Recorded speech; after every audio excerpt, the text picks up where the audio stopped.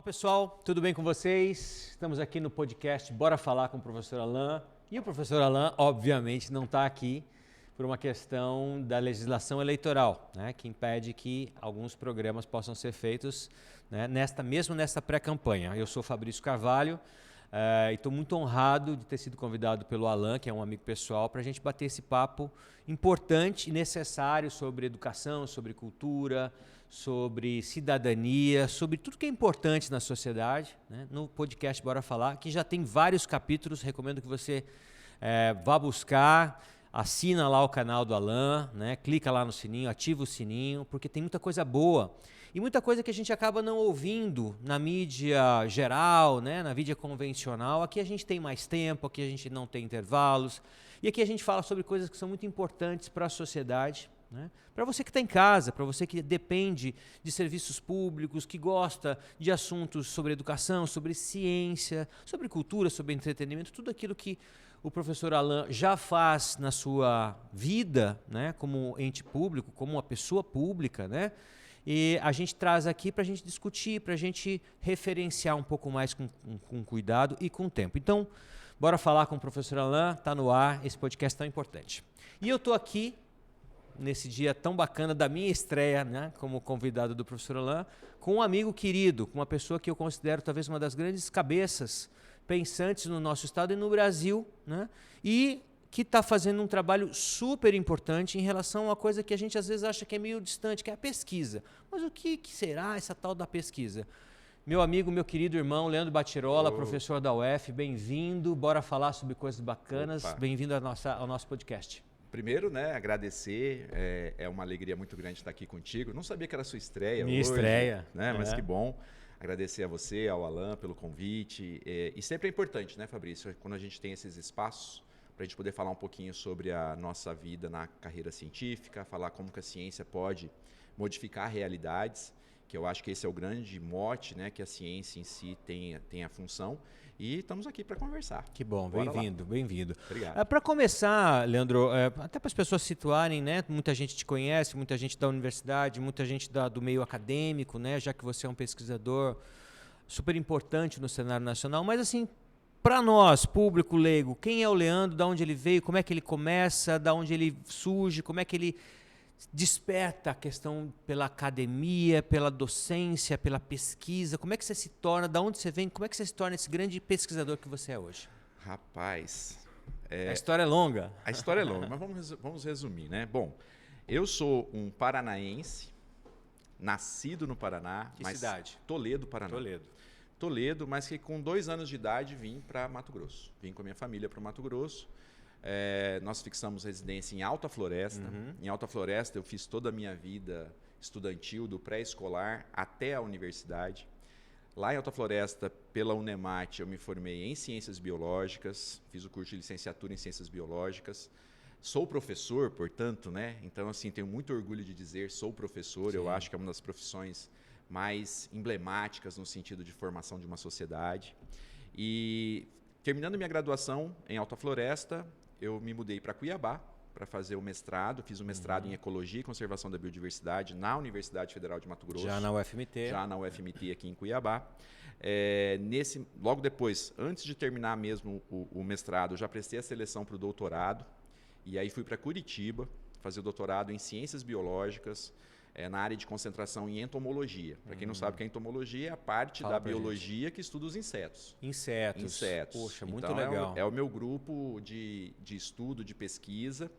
E além dos insetos, outros bichinhos que as pessoas não gostam muito, os aracnídeos, né, as aranhas, os escorpiões, os miriápodes, né, que as pessoas geralmente têm uma fobia com certa razão, mas são animais super interessantes do ponto de vista biológico.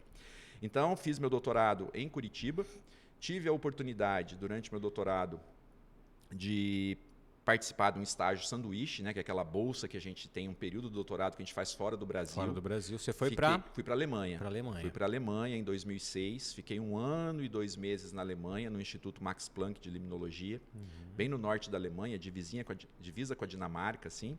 Aproveitei a Copa do Mundo de 2006, que foi na Alemanha. Que beleza, então tive a oportunidade de estar lá no mesmo período. Voltei ao Brasil, defendi o doutorado em 2007. Em 2007. Na sequência, eu já fiz o meu primeiro estágio pós-doutoral, que foi na UFMT também, aqui em Cuiabá, que foi na área de ecologia de áreas úmidas, trabalhando com o Pantanal, né? Meu mestrado foi com pesquisa no Pantanal, meu doutorado com pesquisa no Pantanal, o primeiro pós-doutorado também. Depois disso, prestei concurso para ser docente, prestei concurso na UFMT e prestei concurso na UFG. Fui chamado primeiro na Universidade Federal de Goiás, fiquei na Universidade Federal de Goiás, campus de Catalão, por 9 meses e logo depois fui chamado para a UFMT, campus de Sinop. E aí eu tenho uma data cabalística, né? 9/9/2009 foi o dia que eu tomei posse na UFMT para o campus de Sinop. E aí, voltando para Mato Grosso, próximo da família, tudo isso, e voltei às pesquisas ao Pantanal, né? Voltei ao estudo tanto do Pantanal quanto da região sul da Amazônia.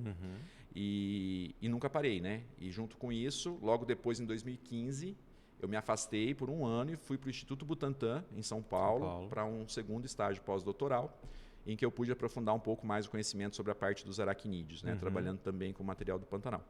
E na universidade eu fiz várias coisas, né? Fui coordenador de curso, fui diretor de instituto, de 2020 a 2024, fui pró-reitor de pesquisa, seu colega lá enquanto você estava na extensão, né? E desde setembro do ano passado eu estou à frente, então, do Instituto Nacional de Pesquisa do Pantanal, que é uma unidade do Ministério de Ciência e Tecnologia, que tem sede aqui também em Cuiabá. Vou voltar um pouquinho na tua história, na sua linda trajetória de vida.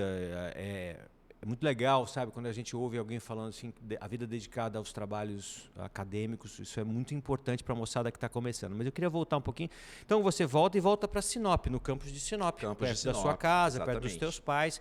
Eu te conheço em Sinop, né, ali em 2016, eu acho, 15, antes 14 anos. Antes disso. Eu era pró-reitor de extensão e o Leandro, diretor do instituto. Né? E a gente já começa a trabalhar juntos.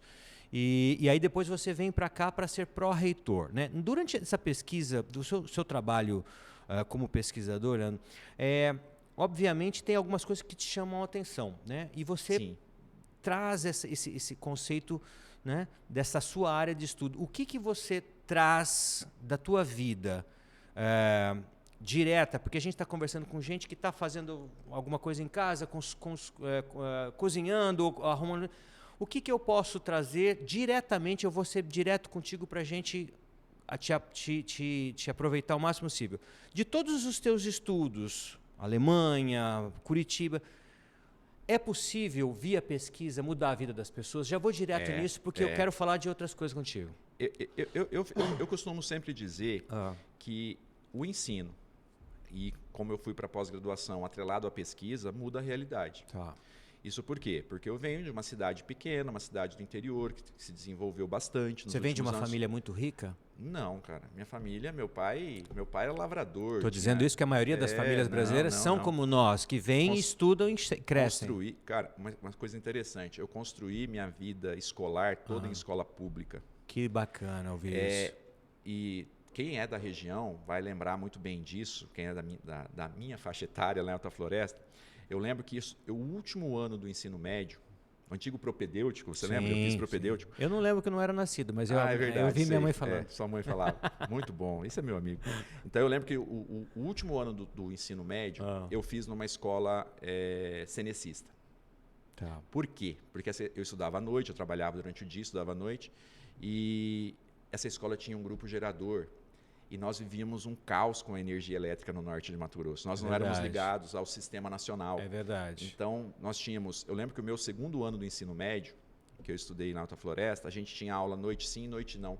Porque nós tínhamos um intervalo de 6 e 6 horas de racionamento para cada metade da cidade. 6 horas gente, nós estamos falando isso na década de 90, tá? Isso foi em 94, 95. Fica só para vocês terem uma ideia, não estamos falando do século retrasado, não, na Renascença, nós estamos falando da década de 90. Mato Grosso não tinha energia para manter uma escola. E o Leandro, a cidade, né? A cidade não era mantida. Principalmente no norte. Principalmente no norte. E aí eu lembro que troquei de escola, inclusive foi no dia que eu fui buscar minha documentação, eu estudei na escola Vitória Furlane da Riva, uma das mais tradicionais em Alta Floresta. Eu peguei minha documentação, pessoal, como assim você vai sair daqui no último ano? Eu falava, olha, eu quero fazer vestibular, eu preciso entrar numa universidade, e com essa questão da energia, eu precisei mudar para uma escola que tinha um grupo gerador que ia me garantir ter aula todas as noites, porque eu tinha esse objetivo de prestar o vestibular, né? E a minha preocupação era que eu estava tendo, assim, por mais esforço que os professores fizessem, a gente tinha metade da carga horária, a gente tinha muita atividade externa e a gente perdia muita aula. Então eu fiz no último ano apenas, que eu fiz numa escola, que é uma escola de comunidade, não é uma escola totalmente particular, mas eu migrei nesse meu último ano, né? Senão eu teria feito minha vida desde o pré-escolar, toda a escola pública. Meu pai, no Paraná, eram sitiantes. A família do meu pai vem de criadores de suínos na região de Toledo, depois vieram para cá, aqui investiram no processo de colonização desse norte, né? A região de Alta Floresta, Sinop, com as colonizadoras que vieram do Paraná, e vieram para cá também com esse mesmo intuito, para a agricultura. Sim. Então nós chegamos aqui família para cultivar a terra. Então vem de uma família de gente que labuta. Gente que trabalha. Meu pai, depois disso, foi para o garimpo, viveu anos no garimpo, passou vários Sempre Alta Floresta. Sempre nessa região de Alta Floresta, sul do Pará. E hoje, graças a Deus, eu falo que o ensino mudou a minha realidade, mudou a realidade de tantas outras pessoas. Inclusive, uma coisa que você sabe que eu defendo muito foi a questão da interiorização Sem dúvida. do ensino Quero superior. falar sobre isso. Né? A importância da universidade estar chegando até esses rincões, porque à época mesmo eu não tinha condições de sair de Alta Floresta para fazer uma universidade aqui em Cuiabá. Minha família não teria condições de me manter, por mais que eu quisesse e tivesse vontade. Então, o fato de ter uma universidade lá, que foi a Unemat, que desde 92 funciona em Alta Floresta, ofertando um curso noturno, isso oportunizou não só a mim, mas tantos outros amigos que hoje estão aí com funções extremamente importantes, são docentes, são pesquisadores, estão dentro de autarquias. Então, eu acho que isso muda muito a realidade. Não só a minha, como da minha família como um todo, porque isso abre as oportunidades mesmo. Estou dizendo isso, meus amigos aqui do podcast Bora Falar com o professor Alain, porque assim, em tempos meio líquidos, né, em tempos rápidos que a gente está vivendo, onde conhecimento é uma coisa assim, às vezes não tão substancial, né? Onde você pode ser empreendedor de si mesmo, onde você pode resolver o seu problema apenas com uma ideia e virar, com tantos coaches, né, na internet dizendo que você pode, sem dúvida nenhuma, ninguém aqui está dizendo que não. Mas se você tiver certamente um olhar para a educação e tiver uma educação que te acolha, como eu vou falar agora que o Leandro fez na pesquisa, e torne o trabalho palatável, torne reconhecível, torne acessível, pode ser que facilite muito. Então a gente está falando com pais, com mães aqui, Leandro, nesse sentido, tá?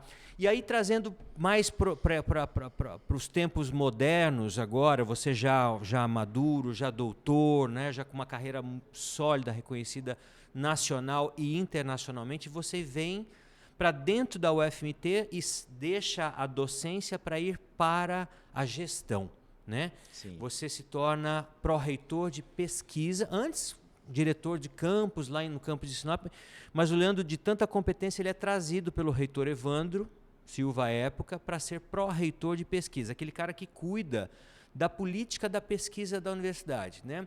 E um dos grandes fatores do teu sucesso como pró-reitor de pesquisa, e eu sou prova disso, porque eu também sou da UFMT, é exatamente o que você traz, de tornar a ciência palatável, produtiva, em níveis para que você alcance isso, perceba a importância disso. Eu queria que você falasse um pouquinho disso. Da onde veio isso? Isso foi um insight que você teve, ou alguém que te falou? Ou você efetivamente acredita que a ciência, de uma forma tranquila, generosa, humana, modifica e transforma a vida das pessoas? Eu acredito, Fabrício, que o conhecimento em si, e o conhecimento ele é gerado pela pesquisa, ele tem esse potencial enorme de fazer a mudança de rotas. Conhecimento como um todo. Conhecimento como um todo. Conhecimento geral, o conhecimento de política, o conhecimento sobre literatura, sobre cultura. Tudo isso te abre muitas portas. A pesquisa em si, ela tem essa função material dela, por que se faz pesquisa? Por que a gente dedica tantas horas a atividades em laboratório, tantas horas a atividades no campo, prospectando, reconhecendo quem está lá, identificando a biodiversidade, identificando princípios ativos que podem se tornar medicamentos no futuro? Então, isso vem sempre com o intuito de garantir a qualidade de vida da população. Você pode perceber que os países hoje que apresentam os maiores índices de desenvolvimento humano são países que encararam o ensino e a educação, o ensino, a ciência, como o seu carro-chefe, Hoje eles são soberanos porque dominam as tecnologias. Hoje eles são soberanos porque eles conhecem o seu quintal, né? Então eu acredito que isso tem essa função. Na questão pessoal, eu jamais imaginei na minha vida que um dia eu seria um pró-reitor. Eu jamais fiz um trabalho dentro da universidade pensando que um dia eu receberia um convite. Eu jamais fiquei imaginando assim, hoje eu estou diretor de um instituto nacional, mas eu sempre trabalhei dentro dos parâmetros que eu achava que era condizente. E nesse ponto eu tenho que falar uma coisa importante, que a universidade é fundamental, porque a universidade nos dá as ferramentas. Fazer pesquisa é caro. Fazer pesquisa demanda estrutura, fazer pesquisa demanda tempo. E hoje nós temos os nossos programas de pós-graduação. Grande parte da minha produção acadêmica é feita com base naquilo que os meus estudantes, meus orientados de mestrado, de monografia, de iniciação científica, de doutorado, estão produzindo. Porque quando você vai para a gestão, você fala assim, bom, eu posso colaborar com outras pessoas com a experiência que eu tenho. Se eu conheço quais são as agruras, se eu conheço quais são as dificuldades que um pesquisador enfrenta e eu vou à gestão, eu tenho quase que um dever de tentar corrigir esses percalços. Ou minimizá-los. Minimizá-los, que nem sempre é possível de criar. Às vezes não depende só não depende do só da gente, pró-reitor. exatamente, depende de uma política externa, depende de recurso externo. Então a ideia foi, e eu acho que aí a gente vê o sucesso do trabalho, foi porque ao reconhecer, ao ser empático e entender a agrura do pesquisador, o gestor consegue solucionar muitas coisas. A dificuldade que você pode encontrar é a mesma coisa. Você não vai colocar alguém discutindo saúde se não é da saúde. Claro. Você tem que pensar mais ou menos nisso. E a ciência é muito diversa. Vamos pensar na universidade. Nas universidades como um todo, nós temos linhas de pesquisa das mais diversas possíveis. Na área de ciências humanas é um perfil, na filosofia é um perfil, nas engenharias é outro tipo de trabalho. Na política social. Na política social que você está lá, né? Por exemplo, você pega os estudos da área de saúde, são estudos de longo período. Você pega a questão mais aplicada, os estudos de biologia, que você vai ao Pantanal, traz material para o laboratório. Uma espécie nova. A coisa mais comum que a gente fazer, principalmente com os invertebrados. Então, a gente tem muitas vertentes. E eu acho que isso muda a realidade, sim. A gente pode fazer uma avaliação disso, pegando aquele aluno que você conhece lá no primeiro semestre da faculdade, que vem no teu curso, e você fala assim, vem fazer... E ele mostra interesse, faz a iniciação científica, faz a monografia, faz o mestrado, faz o doutorado. Eu tenho 2 alunas minhas, Gabriela e Franciele, que fizeram isso. Esse caminho todo da formação contigo. A Gabriela, da graduação ao doutorado. Gabriela Casagrande entrou para fazer estágio no meu laboratório em Sinop no 2º semestre da Faculdade de Engenharia Agrícola e Ambiental. Ela foi iniciação científica ao longo de toda a graduação comigo, fez a monografia, ganhou prêmios, né? Fez o mestrado e foi a minha primeira aluna de doutorado. Então eu falo assim que se tivesse uma filha com tudo que eu aprendi de ciência, a Gabriela personifica isso muito bem. Que legal. E na sequência veio Franciele. Franciele também seguiu a mesma coisa. Começou lá na monografia, na engenharia agrícola e ambiental, trabalhando com a parte de contaminantes, né? Uma área que nem é minha. Parceria com o Ricardo Tortorella lá em Sinop. Grande amigo. E aí segue também mestrado, doutorado, pós-doutorado. Então a gente se sente feliz de estar colocando no mercado profissionais com a mais alta capacidade para solucionar problemas na área delas. Entendeu? Isso que você fala é muito bacana, solucionar problemas. Porque às vezes as pessoas, Leandro, você sabe mais que eu, elas têm uma ideia de que a academia, a pesquisa, os estudos em si, eles são ensimesmados, vou usar essa expressão, né? Que elas falam para si mesmo, que a gente se regozija simplesmente com a sua pesquisa, eu acho bacana e você acha pesquisa bacana. E assim, meus amigos, não é. Quem conhece a universidade por dentro, principalmente uma universidade do interior do Brasil, socialmente referenciada como é o UFMT, sabe do compromisso que a gente tem com a mudança de patamar da vida das pessoas. Então, assim, eu quero dar esse destaque na sua fala e referenciar isso tudo. O trabalho de pesquisa do Leandro sempre teve perdão, esse cuidado popular. Popular não no sentido popularesco, de fazer a pesquisa popular, não.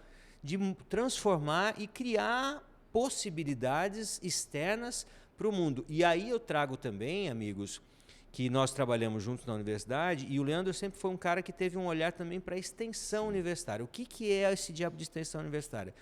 É exatamente esse momento que a universidade desce do salto, que muitos acham, e vai ao encontro da sociedade por meio dos seus estudantes. Então, lá leva a pesquisa diretamente para o bairro, para o centro comunitário, mudando a vida das pessoas. E aí a Gabi e todos os teus alunos vão e fazem essa ponte. E eu acho que você fez isso muito bem na universidade nesse período, não foi não? De 20 a 24, como pró-reitor? Foi. Eu acho que isso vem sendo desde diretor, como orientador nos programas de pós-graduação, como pró-reitor, é claro que você aumenta esse espectro porque você tem mais acesso a esse tipo de coisa. Mas eu acho que isso é uma ação permanente de todo mundo que é professor. A gente sempre busca, por exemplo, vou dar uma aula teórica de um conteúdo que é complexo. Eu já busco transformar esse conteúdo complexo de uma forma que eu mostre o cotidiano, eu mostro a aplicação dele. Então, na prática, você já tem que mostrar. Hoje, eu sou professor do Departamento de Engenharia Florestal, da Faculdade de Engenharia Florestal da UFMT. E quando eu vou dar aula para engenharia florestal, eu tenho que pensar qual a aplicação que o engenheiro florestal vai ter com esse conteúdo. Que legal. Por mais que o conteúdo seja um conteúdo básico, como ecologia, conservação, bastante teórico, né? Bastante teórico, falar, olha, lá na prática vocês vão encontrar isso aonde? Dentro de um processo de licenciamento ambiental, vocês vão encontrar isso dentro de um processo jurídico que vocês vão ter que dar um parecer. Então, os conceitos têm que ser transformados, que é onde entra a questão da extensão, da popularização da ciência, que trabalha junto, e num aspecto mais técnico da transferência tecnológica. Quando a gente pensa na inovação, a gente tem que gerar o conhecimento, testar esse conhecimento e fazer transferência disso. Tanto que a universidade também trabalha muito com esse fim, que é quando você faz uma descoberta, você gera uma patente e essa patente fica disponibilizada para o setor produtivo. Por exemplo, os pesquisadores que trabalham com etnoconhecimento, conhecimento popular sobre plantas no Pantanal, no Cerrado, na Amazônia. A partir daquilo, se você pega um estudo que eu detectei que dentro de uma comunidade tradicional no Pantanal tem a espécie X, essa espécie X, eles usam como analgésica, como antitérmica, e eu já sei que tem esse uso, e eu vou lá, prospecto essa planta, trago para o laboratório, isolo esse princípio e testo no laboratório, eu falo, é verdade, aquele uso popular está sistematizado no laboratório. Essa via de mão dupla ela é fundamental, né? Daqui para lá e de lá para cá, manter o canal aberto, né? Entender o conhecimento popular. Isso é fundamental para a pesquisa. Eu adoro isso. Isso é fundamental. A gente parte desse lado mais empírico, né, das observações das pessoas. E aí você parte disso para você chegar a um momento no laboratório, olha, eu tenho aqui um princípio ativo que eu consegui isolar de uma planta, que agora eu preciso de uma indústria que eu já testei, segui todos os limites da minha pesquisa, não é minha área, claro, mas eu conheço os pesquisadores que fazem isso.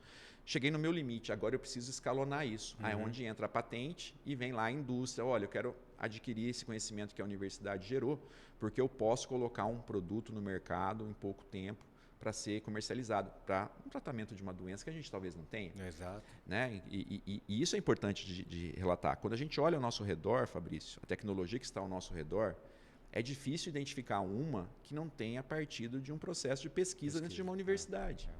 E em tempos em que, às vezes, algumas pessoas acham que a educação, que a ciência não vale, que a Terra é plana. Então, assim, eu acho que o Leandro traz alguns exemplos muito práticos e claros e tangíveis da importância da valorização da ciência, da educação, do estudo, né? Isso a gente está falando com muito cuidado também. E eu faço um paralelo também com o trabalho do próprio Alain, né? Da qual a gente tá trabalhando juntos no podcast. Esse esforço de dinamizar o ensino técnico pelo Estado, né? Feito pelas escolas técnicas, né? Pelo redimensionamento do papel das escolas técnicas, primeiro físico, né? A reforma de todas as escolas que o governo do Estado pôde fazer, que a CCTS pôde fazer, e depois dar um olhar mais pragmático, né? Mais da vida real para essas escolas. Eu acho que é um pouco o que você fez também, você trouxe a questão da interiorização, né, do que você fez em Sinop, que o governo do Estado fez, né, com a LAN na CCTS.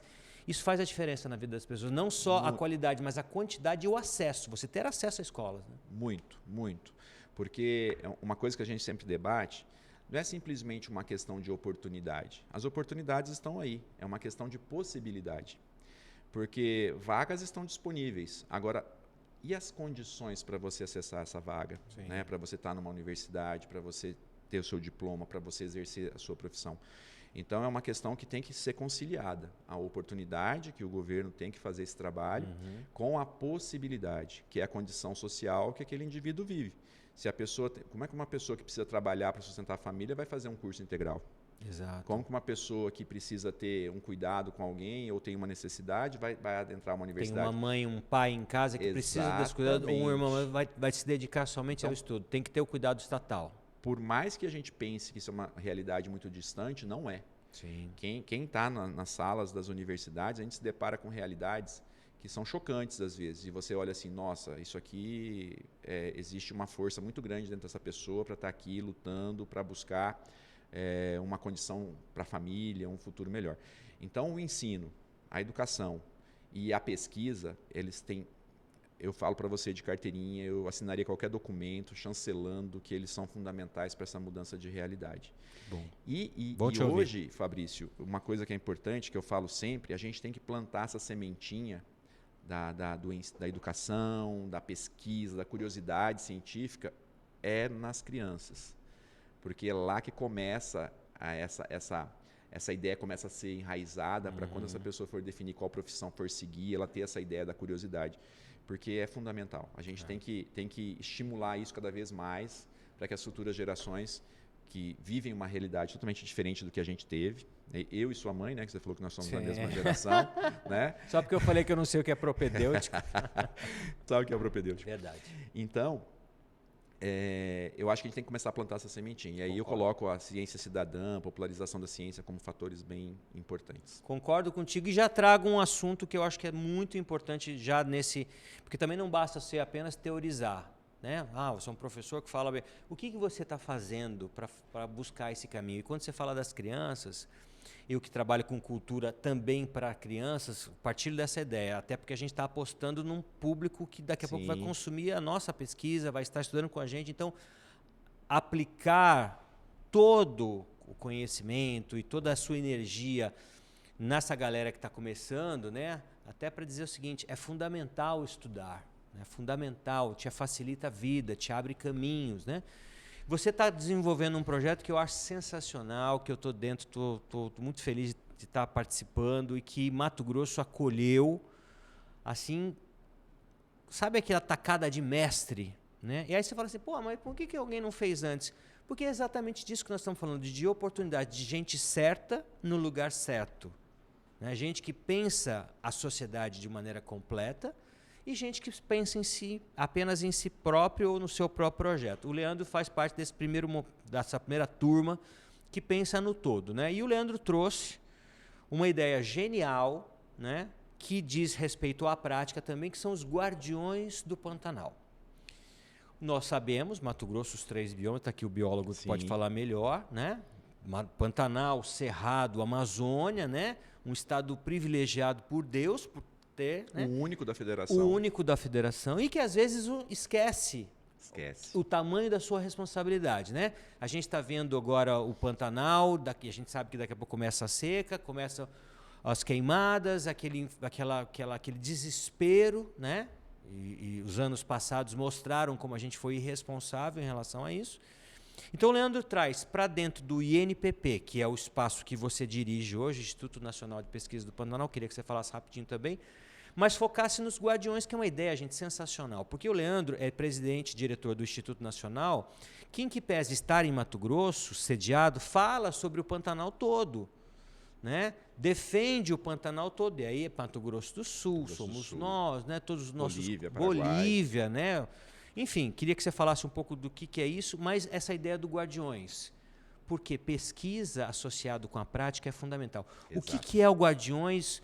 Qual é o papel do INPP, né, nesse momento importante, né, de ter gente certa no lugar certo, de escolha de definições, né, de gente que vai comandar este país no próximo quadriênio, que vai estar na Assembleia Legislativa, que vai estar no governo desse estado, né? Como que o INPP e os guardiões do Pantanal estão prontos para construir um novo momento para o nosso bioma?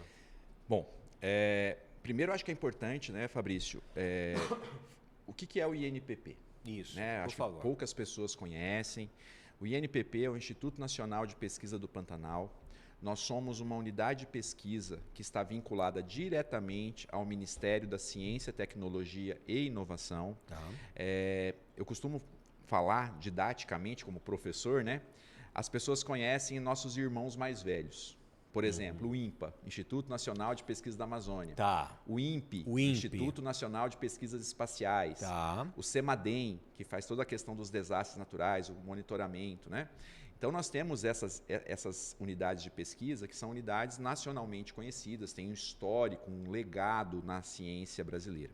Uma mais próxima, o INSS, o Instituto Nacional de Seguridade Social. É diferente. É diferente? É diferente. O INSS já é uma autarquia dentro da Previdência. Tá. Não tem nada a ver com as unidades de pesquisa. Não, mas como nome mais de como instituto. nome. Essa é a como relação, nome, claro, sim, claro. nome, sim, Só para as perfeito. pessoas, né? É um instituto do governo Tá federal. ligado ao governo federal. Ok, é Exatamente. isso. Fechou. Aí o que acontece? Nós temos hoje algumas dessas unidades de pesquisa que são vinculadas aos biomas brasileiros. Por exemplo, o INPA, na Amazônia, o INSA, que é do semiárido, o IMA, que é do Instituto da Mata Atlântica, e nós temos o mais jovem, que é o nosso, que é o Instituto Nacional de Pesquisa do Pantanal. Né? Existem discussões aí para o futuro de nós termos um Instituto Nacional do Cerrado, também um do Pampa, mas isso ainda são discussões que acontecem no meio acadêmico. Então, nós temos essa unidade de pesquisa sediada aqui em Cuiabá. Nós vamos completar agora em novembro nossos primeiros 4 anos de emancipação. Nós ficamos um período junto com o Museu Guild do Pará, que também é uma das UPs vinculadas à pesquisa na Amazônia. E agora nós somos independentes. Qual que é a nossa função enquanto Instituto Nacional?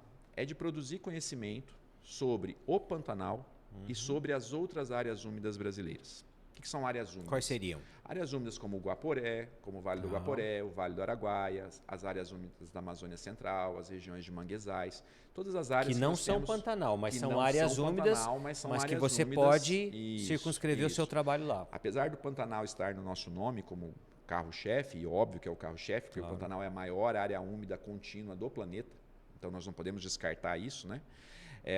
Nós temos também esse enfoque com outras áreas úmidas. Isso envolve as áreas de preservação permanente, a questão dos recursos hídricos, né? Tudo isso que envolve recursos hídricos e manutenção dos ecossistemas está associado ao que a gente pode trabalhar. Claro que a gente não consegue trabalhar com tudo isso, né? Só que assim, enquanto Instituto Nacional de Pesquisa do Pantanal, nós já estamos gerando resultados técnicos, que é o que a academia costuma fazer. O que a academia faz? A gente faz a pesquisa, publica o artigo numa revista internacional em inglês, a gente publica um livro com linguagem técnica cheia de gráficos. E notas de rodapé e tudo mais. Notas de rodapé e tudo mais. Um monte de referências, né? Sei. E aí vem a grande pergunta, como que essa pesquisa, como esse conhecimento está chegando lá para o ribeirinho, para o povo pantaneiro, para os estudantes das escolas de Mato Grosso do Sul, como que a gente consegue transformar esse conhecimento numa linguagem acessível para esse público? Porque não adianta eu chegar lá para o povo pantaneiro com um monte de gráfico, falando de análise estatística, porque isso não vai resolver. Né? Vai inclusive afastá-lo da gente. Né? Vai afastar. Então, a ideia de nós criarmos o projeto, o Guardiões do Pantanal, ele na realidade é um programa, uma grande plataforma, que a primeira ação é esse engajamento que nós vamos fazer com a criançada das escolas, tanto de Mato Grosso quanto Mato Grosso do Sul, para a gente escolher quais espécies do Pantanal que vão formar a Liga dos Guardiões. Ou seja, você quer falar com a galera primeiro, a galera, para que a galera faça a repercussão, é isso? Exatamente. Falar assim, olha, nós temos aqui os candidatos, nós temos aqui 20 espécies animais do Pantanal, que todo mundo conhece, são bem carismáticas. E agora, dessas, quem que você elege para ser o guardião do ar? Quem que você elege para ser o guardião das águas? Quem você elege para ser o guardião da floresta, da fauna e da cultura pantaneira? Porque esses 5 guardiões que vão ser eleitos, né, durante o processo, nós vamos juntar com a soberana, que é a chefe, que é a guardiã mor, que é a onça pintada. Inclusive, nosso patrimônio. Nosso patrimônio, o maior animal do Pantanal, né? Nosso maior felino.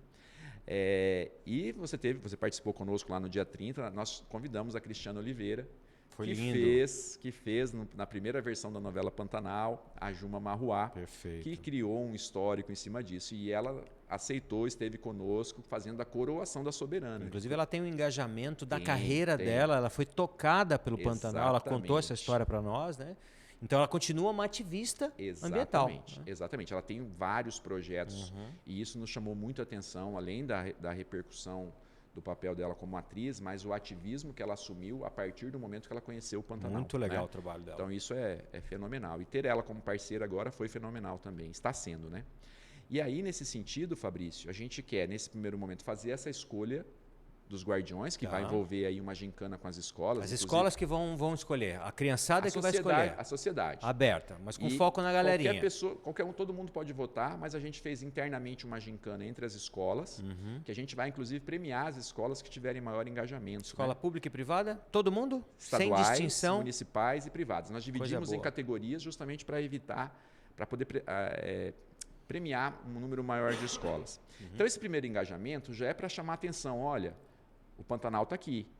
E aí, criançada, quais espécies vocês querem? Vocês preferem quem? A arara azul?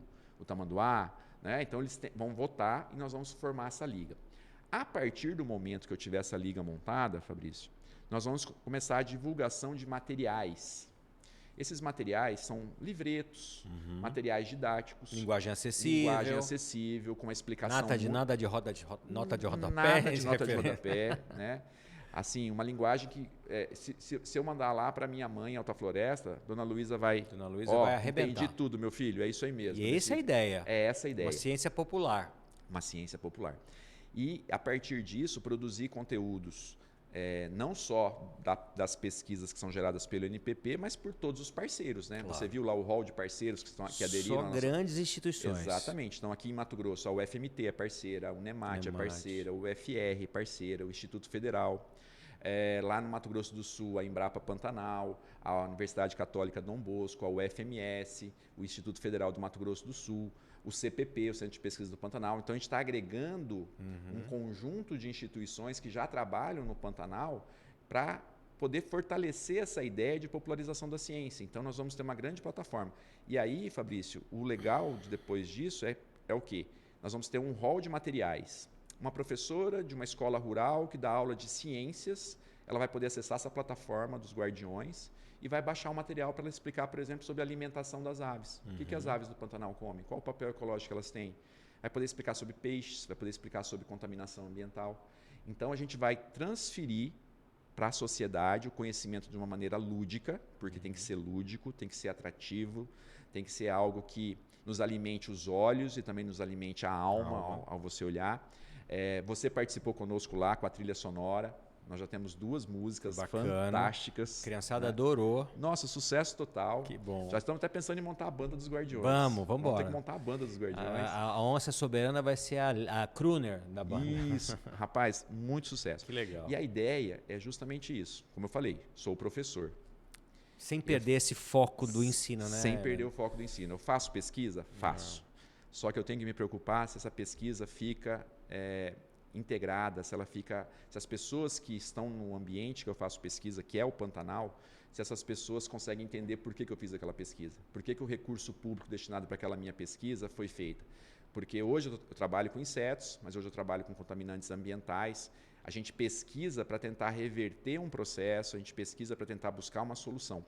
E eu acho que via Guardiões, essa forma lúdica, a gente vai acessar, além da criançada, a gente vai acessar outros canais, os quilombolas, as populações indígenas. E você viu lá a nossa plataforma, ele é um projeto totalmente inclusivo, né? Muito legal, isso me chamou muito a atenção. A adaptação que o site tem, gente, depois a gente vai passar o endereço certinho, para deficientes visuais, né? Para quem tem audiodescrição. É muito legal essa preocupação. Essa foi uma preocupação nossa desde o início, que a gente não pode excluir, nós temos que incluir. E a ideia é que todo mundo participe, que todo mundo que acesse a página, olha, eu não enxergo, mas eu posso ouvir tudo que está ali descrito. Então tem as audiodescrições. Eu não escuto. Eu tenho o vídeo em Libras, com todos os textos que estão no site, estão traduzidos. E todo o material vai ser assim daqui para frente? Tudo que foi produzido. Porque material. O INPP acaba se tornando um grande hub, né, de convergência dessas informações sobre Pantanal e áreas úmidas. Né? Exatamente. Jogou no INPP, o INPP transforma isso em ciência popular. Essa é a ideia. Para que porque eu acho que acontece o seguinte, cada um faz, você faz de um jeito, eu faço do meio, a Lorene faz do jeito, aí a gente vai fazendo picado. Se a gente tiver um hub, um espaço, um locus, onde a gente junte todas as forças e com o conhecimento e a força do INPP que você está construindo, isso se dando crédito, valorizando parceiros, eu acho que esse caminho é muito mais ágil. Exatamente. Né? Essa é a ideia. Eu costumo dizer sempre, você já me ouviu falando isso várias vezes, que a gente não pode fazer retrabalho. Né? Retrabalho para nós é muito ruim. Então a gente tem que agregar quem já vem fazendo. Quantos anos de pesquisa no Pantanal? Nossa. O INPP chegou agora. Então a gente tem que fazer o quê? Trazer essas pessoas e fazer a gente trabalhar em conjunto. Justamente agregando valor ao que já é feito, valorizando o que já é feito e buscar entender aquelas lacunas. Onde nós não atacamos? Qual parte ainda precisa ser pesquisada? Né? Então, baseado nisso, Fabrício, você esteve conosco lá, mas eu acabei na correria, não eu fiquei enciumado. Eu falei, não, todo mundo ganhou presente, eu não ganhei. Então hoje eu trouxe a sua Quase aqui. que eu saio falando mal do INPP. Não, pelo amor de Deus. Obrigado. Esse aqui é o seu. Olha, deixa eu abrir aqui, deixa eu mostrar. Você já é do time, mas... Olha que sacola linda, personalizada. E aqui a gente... Deixa eu deixar aqui. Olha isso, meus amigos. Alan, pode me chamar sempre, tá? A gente ganha presentes. Consegue pegar aqui, Lorena? Consegue, né? Olha aí, para você gente, também. Guardiões do Pantanal, esse projeto super bacana do INPP, Instituto Nacional de Pesquisa do Pantanal, comandado pelo meu irmão, amigo Leandro Batirola, cara que acredita nas coisas como eu acredito, né, em relação à cultura, educação, saúde, cidadania. Leandro, a gente está encaminhando já. Eu queria que, antes de você dar o endereço do Guardiões, deixa eu guardar aqui. Essa é minha, tá? Alan, esta é minha. O que você imagina para Mato Grosso nesse cenário pós? Você tá estabelecido, você é um super pesquisador, o INPP está bem, você tem apoio, o Mato Grosso evolui a índices chineses de crescimento econômico, porém não de equilíbrio econômico. Muita gente pobre, muita gente passando necessidade, muita gente sem o básico. Né? Muita gente muito rica, ok, legal, e pouca gente muito rica e muita gente muito pobre. Sim. Então, este equilíbrio, eu acredito como você que a gente virá pela educação. O que você preconiza, né, para as pessoas que estão assistindo? Tá, e agora? Vem eleição, vem coisa... Como é que a gente precisa pensar? Como é que a gente dialoga com candidatos? Vamos questionar um pouco mais sobre programas sólidos, como é o INPP, como é o Guardiões. Efetivamente, sem promessas... Né, que a gente sabe que às vezes ficam só no campo do imagético, né, do campo imaterial. Praticamente, como fazer? Se você pudesse falar para os candidatos, como mexer na educação de Mato Grosso para um estado melhor? Eu acho, Fabrício... Essa é a pergunta de $1 milhão. Essa é a pergunta de $1 milhão, perfeito. Olha, não sei, tem um dado, Fabrício, que eu acho que vale a pena a gente reforçar. Nós temos a professora Patrícia Nogueira, pesquisadora da Faculdade de Nutrição da UFMT, e ela revelou um dado há um tempo atrás, que você sabe que o Brasil saiu do mapa da fome. Só que quando o Brasil sai na sua média geral, o Brasil saiu, mas Mato Grosso continua. Né? Se eu não me engano, Mato Grosso hoje ainda tem 4,1% da sua população com necessidade que passa básica, insegurança alimentar. Insegurança alimentar. Esse é um dado que chama atenção, porque bate bem no ponto que você falou. Quando nós olhamos a distribuição de onde isso acontece no Mato Grosso, são em 2 regiões. O Pantanal, os municípios do Pantanal e também do Vale do Araguaia. Você está me dizendo que os municípios que circundam o Pantanal e o Vale do Araguaia são paupérrimos? Não seriam paupérrimos, mas são os municípios que apresentam o maior percentual de pessoas que passam necessidade. Né? Então, a gente tem que pensar muito no desenvolvimento dessa região. Onde tem mais gente pobre. Onde tem mais gente pobre, mais pessoas carentes. Né? E esse é um dado que chama muita atenção, porque o Pantanal é um dos biomas mais ricos do planeta em relação à sua biodiversidade. Então, eu acho que as políticas, quem vai estar à frente do governo tem que pensar que, por mais que a gente tenha um estado totalmente produtivo, que seja desponte em vários pontos, né, aí no sentido de produção agrícola, pecuária, de investimento, nós avançamos bastante no IDH, eu acho que nós precisamos olhar para essas regiões. Eu acho que são regiões ainda carentes. O Pantanal precisa ser protegido. O Pantanal, por mais que ele seja robusto, ele é extremamente sensível, principalmente com o que está acontecendo no entorno. O entorno do Pantanal está sendo tomado por lavoura, tomado por mineração, e isso afeta o que acontece dentro da planície. Isso de forma legal ou... Não, de forma legal, de forma legal. Há uma concessão do Estado para as áreas ir são ocupando... áreas produtivas, nós não estamos dentro de áreas úmidas. Isso é terrível, né, Leandro? É terrível. E o Pantanal, como ele está alojado no centro da América do Sul, ele sofre os impactos de tudo que está acontecendo aqui. Você tem o uso de agrotóxicos de maneira excessiva no Planalto, isso escoa para dentro do Pantanal. Você desmata as áreas próximas dos rios, o assoreamento corre para o Pantanal. E a gente tem os corichos acabam, as espécies você acaba com um ecossistema que depende de um regime hidrológico. Então, assim, eu acho que esse olhar tem que ser o olhar social, né? O investimento em educação, o investimento em saneamento básico, o investimento em pesquisa, ele tem que ser para todas as regiões, mas essas regiões carecem de um apoio que seja equitativo, né? Que não seja isonômico é muito difícil, mas que seja equitativo, que tenha um equilíbrio nisso. São regiões que carecem desse apoio. Então, eu acredito que nesse momento, eu acho que todo mundo que vai exercer fazer seu papel cívico de participar de um processo eleitoral, seja como candidato, seja como eleitor, eu acho que é de analisar as realidades, né? Eu acho que o principal foco é a gente colocar o pé no chão, olhar para frente, pensar o que a gente almeja para um futuro próximo, pensando nas futuras gerações, porque daqui a um tempo, Fabrício, os tomadores de decisões não seremos nós, nem quem está hoje no poder. Nem estaremos aqui. É uma futura geração e a gente tem que pensar, é um dos princípios da biologia da conservação, o que nós vamos deixar para os próximos? O que nós vamos deixar? Deixar a terra arrasada? É esse pensamento? Vamos esgotar nossos recursos agora? Eu acho que aí o Instituto vem com um papel importante, que é de trabalhar, de sensibilizar, de buscar esse investimento, de gerar conhecimento e, com esse conhecimento, gerar qualidade de vida para quem vive no bioma, para quem depende do bioma para sua sobrevivência, para manter sua cultura.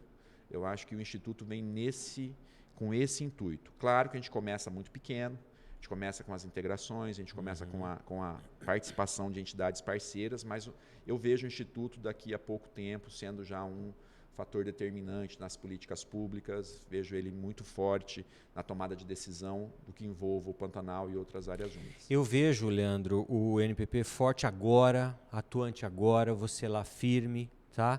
Essa é uma impressão de alguém que te conhece, mas é uma impressão de alguém que lê a sociedade, né? Eu tenho esse costume, gosto de fazer isso, não só na minha área da cultura, mas na área que faz a diferença na vida das pessoas, que é a plataforma acima, é a educação, né? Eu acho que você tem feito isso com muita competência. Quero te agradecer demais por esse bate-papo. Acho que foi muito importante para quem está em casa nos ouvindo, né? E assim, queria que você deixasse os contatos do INPP, o site dos Guardiões, como é que a gente acessa? Se eu sou a diretora de uma escola, estou assistindo, gosto do trabalho do Alain, como é que eu faço para ligar? Ligo para você, ligo para quem? Para a Mariana, lá no INPP. Dá uns caminhos para a gente se achar e depois a gente repercutir as coisas que estão acontecendo. Perfeito. Nesse período agora, desde 4 de julho até 25 de outubro, a gente está com as redes sociais em período de defesa eleitoral. Defesa eleitoral, né? Como aqui no podcast, por isso que o professor Alain não está aqui. Seguindo a legislação. Isso. Nós temos a página específica dos Guardiões, que é Guardiões do Pantanal INPP.com.br. Guardiões do Pantanal INPP.com.br. É uma plataforma... Isso. Nessa página nós temos todo o material, temos as fotos do lançamento, temos as notícias, temos lá, inclusive temos o link direto já na primeira página para a escola que quiser participar da gincana, tem todas as regras, tem a tabela de premiação é bem legal. Premiação para as escolas, gente. A gente não esqueci de falar, tem premiações bacanas para as escolas. Impressora 3D, kit de realidade virtual, kit de mídia social. Olha aí, você que é diretor, diretora, tá, que acompanha o pessoal da CESTES, das escolas técnicas, por favor. E isso dividido em categorias, tá? Tem para primeiro, segundo e terceiro das escolas estaduais, tem primeiro, segundo e terceiro das escolas municipais e primeiro, segundo e terceiro das escolas privadas. E isso para Mato Grosso e Mato Grosso do Sul. Então, ao todo, são 18 escolas que vão estar sendo premiadas nessa gincana. Pessoal que ainda não está inscrito na gincana, pode entrar lá, pegar isso. O podcast está em Mato Grosso do Sul também, então moçada das escolas. Super simples. Se inscrever lá, não paga nada. Não paga nada, não paga nada. Se aparecer um boleto lá, é golpe. É golpe, não tem nada disso. Lá no NPP não tem nada dessas cobranças. Então, é justamente para a gente ter essa participação e para a gente mostrar, pessoal, vamos discutir o Pantanal. Legal. Vamos discutir esses temas, né? Legal. Vamos começar lá na educação básica. Eu acho que a gente vai mudando as realidades a partir daí. Eu não tenho dúvida nenhuma. O Leandro, quando fala do Pantanal, ele fala do Brasil, gente. É importante dizer, Mato Grosso do Sul, nosso irmão, os nossos irmãos da Bolívia aqui, né? Assim, tudo que a gente puder fazer por esse cenário vai ser muito bem feito. E eu não tenho dúvida nenhuma que o INPP, o Instituto Nacional de Pesquisas do Pantanal, que fica ali dentro da UFMT, né? A gente está emprestado ali, mas é um órgão ligado ao Ministério da Ciência, Tecnologia e Inovação, né? Um ministério importante para o desenvolvimento desse país, né? Que trata também do desenvolvimento da ciência e tem esse olhar para você.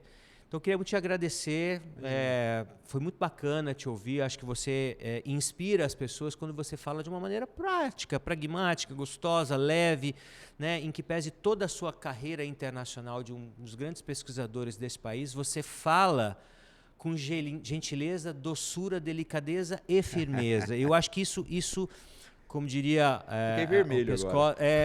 Encanta corações e mentes. E sim, não dá para falar de educação se não for assim. Educação é algo que a gente ama, né, Fabrício? Nós estamos nesse ramo há quantos anos? E a gente tem que defender isso com todas as forças possíveis, porque eu acredito que é a única forma da gente ter um país soberano, de ter um país avançado, que garanta à população qualidade de vida e tudo aquilo que a gente precisa para viver bem. O que eu não te perguntei que você gostaria de falar? Olha para aquela câmera ali e fala. Você já me conhece há tanto tempo, né? Tanta coisa que você não perguntou, mas assim, do que a gente precisava falar aqui hoje... Tem muita coisa que eu não te perguntei, mas hoje o importante era disso aqui. O que você deixa para o nosso povo do Bora Falar, para fechar isso com chave de ouro e a gente refletir sobre o que você está falando? Perfeito. Eu acho que a principal mensagem que a gente deixa aqui no final dessa conversa, esse bate-papo tão gostoso que foi aqui, Fabrício, é que a gente não faz nada sozinho. Eu acho que essa é a mensagem, é esse o tom que eu tenho usado à frente do INPP, buscando as parcerias, conversando com as entidades que atuam no Pantanal, porque não há necessidade de ninguém se isolar ou querer ser protagonista de uma ação, sendo que nós temos tantos parceiros engajados com anos de dedicação. Então, a ciência é assim, né? Você vai ver, eu não tenho um artigo publicado somente eu. Todos os meus artigos têm os meus parceiros, pessoas que contribuíram de alguma maneira com a pesquisa, os livros, a mesma coisa. E na ciência isso é fundamental. A parceria, o trabalho coletivo, porque só assim a gente consegue avançar. Mais de uma cabeça pensando ao mesmo tempo, refletem muito mais do que uma cabeça isolada pensando sozinha. Obrigado, meu irmão. Prazer ter você aqui. Bora continuar falando, bora continuar dizendo das boas notícias do INPP, da tua carreira, do teu trabalho. Obrigado pelo trabalho que você faz pela ciência do Brasil e do mundo. Obrigado.